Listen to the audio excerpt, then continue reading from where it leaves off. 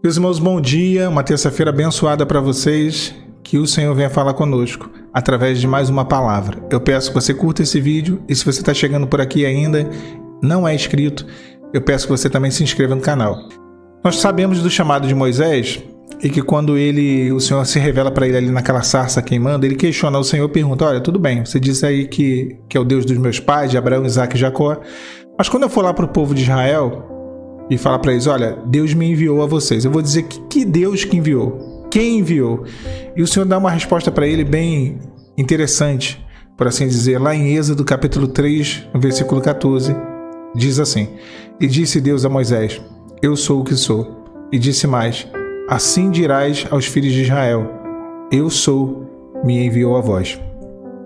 Essa colocação e talvez essa demonstração ou revelação de Deus, de quem ele era, talvez tenha causado um certo espanto e uma certa confusão em algum nível, é claro, na cabeça de Moisés, porque isso confrontou uma identidade, uma mentalidade que ele tinha acerca de Deus, que era uma mentalidade dos deuses egípcios. Havia um Deus para cada situação, o Deus da lavoura, o Deus da morte, o Deus da vida, o Deus da prosperidade, da fertilidade. Cada situação tinha um Deus. E o Senhor vem e traz para ele um entendimento diferente do entendimento que talvez Moisés comumente ali teria. E quando nós olhamos o texto bíblico, nós vemos que existem dois eu sou. O eu sou de Deus, que foi esse que ele disse ali para Moisés, e o eu sou do homem, que é a nossa condição, a condição divina, a realidade sobre a existência divina e a realidade sobre a existência do homem. Espera aí que você vai entender. Lá em 1 Timóteo, capítulo 1, no versículo 15, diz assim, Paulo diz assim a Timóteo, esta é uma palavra fiel e digna de toda aceitação, que Cristo Jesus veio ao mundo para salvar os pecadores, do quais eu sou o principal. Então, existem duas posições, uma do homem, a outra de Deus, uma do pecador, a outra do libertador, do perdoador de pecados.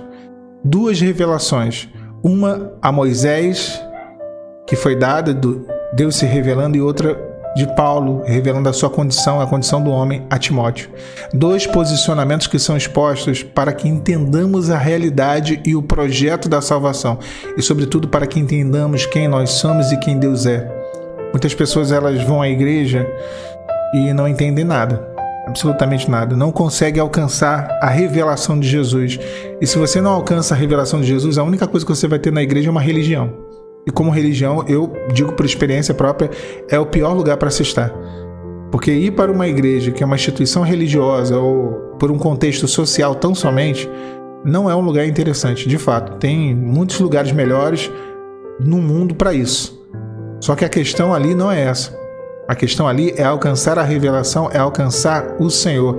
É o Senhor se revelar ao homem como o eu sou. E isso é necessário. Quando nós entramos na presença de Deus, essas duas posições, essas duas revelações, elas devem ficar bem claras. Essas duas coisas devem ser manifestas, que Deus, Ele é Deus na nossa vida, Ele é a salvação, Ele é quem perdoa as nossas falhas, Ele é quem tira a opressão, a tristeza, a depressão do nosso coração. E que nós somos pecadores, nós somos miseráveis, nós não temos condições de nada, nós dependemos da graça dEle. Então, quando chegamos na presença do Senhor, esses dois eu sou, o do homem e o de Deus, são necessários. Vejam que existe uma relação aqui. Paulo reconhece que ele era pecador, por isso ele entendeu o projeto de salvação.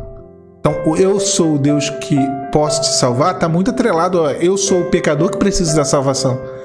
Há muitas pessoas que no caminho, no caminho da vida, ouvem a voz do Senhor, como Saulo ouviu, ali no caminho de Damasco, que recebem uma cura, que têm experiências gloriosas, por que não dizer sobrenaturais, mas não entendem o projeto da salvação. Não entendem o eu sou de Deus. Então, não foi no momento que Saulo ouviu a voz do Senhor que ele se converteu. Ali foi uma experiência. Ele poderia ter recuperado a visão e ter ido embora. Depois que ele fica cego, oram por ele, ele recupera a visão e poderia ter ido embora. Como foram embora sem glorificar o Senhor, aqueles 9 leprosos, né, depois de terem sido curados por Jesus. Então isso nos mostra o quê? Que a salvação ela é um ato e um processo. Paulo viveu uma experiência, o ato, a aceitação, o entendimento, a revelação de Deus, mas o processo é necessário. Conheçamos e prossigamos em conhecer o Senhor. E às vezes nós chegamos na presença de Deus para resolver um problema que está acontecendo e a salvação se transforma apenas em um ato.